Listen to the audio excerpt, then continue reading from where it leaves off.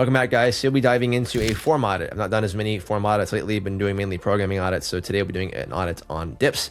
Like dips and pull-ups, more calisthenic based exercises I get lots of questions on. So today we'll be doing an audit on dips. Before we get started, if you guys have videos of you training you'd like for me to look at, give you some feedback on, you can submit them below and I will cover them in a video. So dips, what do we need? Well, we need the shoulders to start to move into shoulder hyperextension. I think our arms are gonna be moving behind our body. We're going to need kind of some positions at the rib cage and the scapula to help us facilitate that. We could look at things like hand pressure, and I think where the legs are as well, just where our center of mass is, tells us a lot about how we're moving through the movement. Now, background on Julius, he was dealing with some neck discomfort. A lot of things he does where he goes into shoulder extension causes neck discomfort. One of the first things I look at with that is some degree of scapular instability or an inability for us to maintain some degree of scapular depression, which will be a lot easier for us to see from the side view, which you guys can see here. He's already getting shruggy as he starts to descend.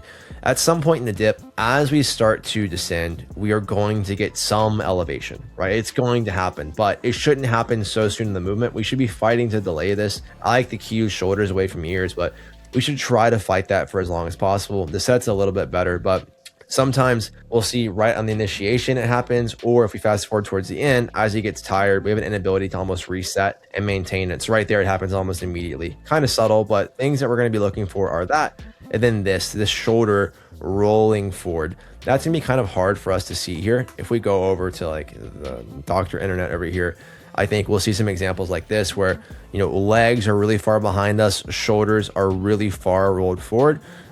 Dude, your shoulders are not going to explode, but generally speaking, we don't want our scaps tipping forward in a dip. That means that we're probably not accessing appropriate positions. I think too, our scaps are going to tip forward faster. Somehow this like fucking muscle and strength Superman dip doesn't actually look terrible, but if our legs are so far behind us, our center of mass is back here somewhere. I want my center of mass to be directly underneath me. I want to be in a strong position to actually do the movement very well. Like you're never going to load a dip like this very well. This is not going to happen. So typically what we'll see is when the legs go back like that, we'll see some degree of the shoulder rolling forward like we do here. So like legs are going back, center of mass goes back, something has to go forward. Typically the scap's going to tip forward up over the rib cage. Going back to Julius over here, how that applies, well, the only cues we gave him were building awareness. That's the thing too, is like sometimes people think we need special like mobility or strengthening drills, and it's like maybe we just need more awareness. Maybe we just need to know what we're doing wrong and put some intent into fixing it, and it goes away. So now we'll see here, he does a much better job kind of delaying those scaps starting to elevate on him. He looks a lot more comfortable. He's straining through his neck less. And then what did he report back? Oh, my neck's not sore anymore. Right, my shoulders feel good. Dips felt great today.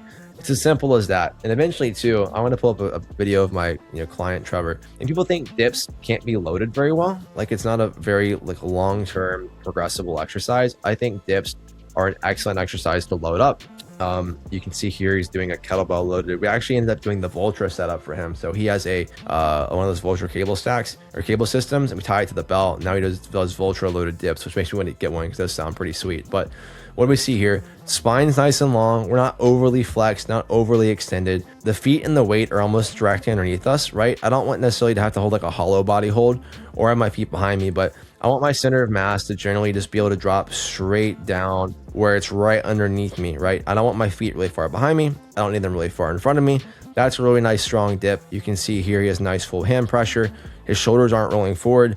That's a pretty good range of motion. Like I don't think everyone's gonna have this same standardized range of motion, but he's not getting shoulder cancer. His shoulders, I don't think have ever hurt since we started doing these, and I've been with Trevor for over a year now. Anyways, I think dips are an excellent exercise. People always ask, what are exercises that I think everyone should be doing to some degree. I don't think everyone needs to do a dip. I don't necessarily have like 70-year-old, boomers that train with me doing dips all the time. But I think if I were to set standards for people, things that I want them to be able to do if they don't give me their own goals, or if they tell me they want to be high functioning individuals, upper body wise, a dip and a pull up, I think are very expressive of shoulder function, also good at challenging shoulder function. But one, tells us a lot about our ability to display strength and stability in ranges. Probably have really good shoulder mobility, really good stability, really good strength and a full range of motion, or really at those end ranges. Probably says a lot about our ability to organize our core, use our core strength as well, body awareness, and then like relative strength. I think are all really good things for most people to have. They want to be more athletic or high functioning, whatever words we want to use to describe those things. So I think pull-ups and dips, upper body. I think I'll do a video on a single like RDL because I mentioned that in one of the last videos as well. I think that's like a lower body movement I think is great for a lot of people. But anyways,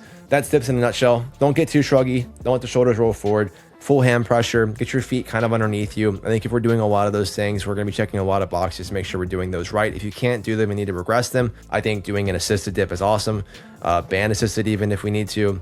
Dip machines even are great for teaching the basic mechanics, cross body tricep extensions. Just get as much exposure to those joint positions as you can, and you're going to see, I think, a good carryover to actually getting stronger and better at your dips. So if you guys like the video, please do me a favor, like and subscribe. If you want to share a video for me to look at, do that down below. There's also a link down there for online coaching as well as advisory services for coaches who want help managing their clients and their business.